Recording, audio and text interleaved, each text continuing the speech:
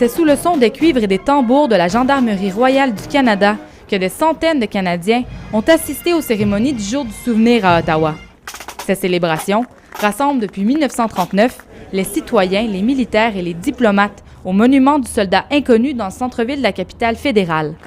Pour les soldats actuels et les vétérans, il s'agit d'une journée de recueillement où la fierté est à l'honneur.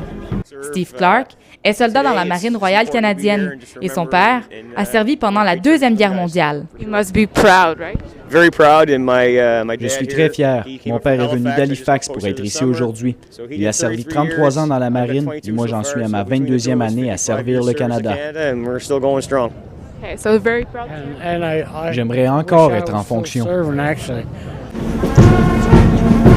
Le 11 novembre est célébré depuis la fin de la Première Guerre mondiale. Cette date marque un point tournant dans la résolution de ce conflit qui a duré 4 ans. C'est le 11 novembre 1918 à 11h11 qu'a été signé l'armistice, l'accord de paix qui a mis fin à la guerre. Ça ne s'appelait pas le jour du souvenir avant. Okay? Ça s'appelait le jour de l'armistice. Okay? Parce que l'armistice qui a mis fin à la Première Guerre mondiale, ça s'est passé à 11h, le 11e jour du 11e mois. Donc, c'est ça. Donc, ce qu'on célébrait, c'est l'armistice. Donc, on célébrait la paix. Les gens qui veulent afficher leur soutien aux militaires tombés au combat portent le coquelicot. Cette fleur d'un rouge vif poussait dans les champs de bataille de France après les bombardements pendant la Première Guerre mondiale. Le 11 novembre n'est pas la seule date où l'on peut se souvenir des exploits militaires canadiens.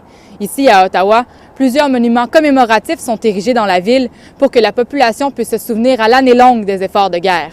Parmi les monuments de la capitale fédérale, le site commémoratif le plus visité est celui du Mémorial de guerre national. Chaque année, des milliers de personnes viennent se recueillir là où repose depuis l'an 2000 le soldat inconnu.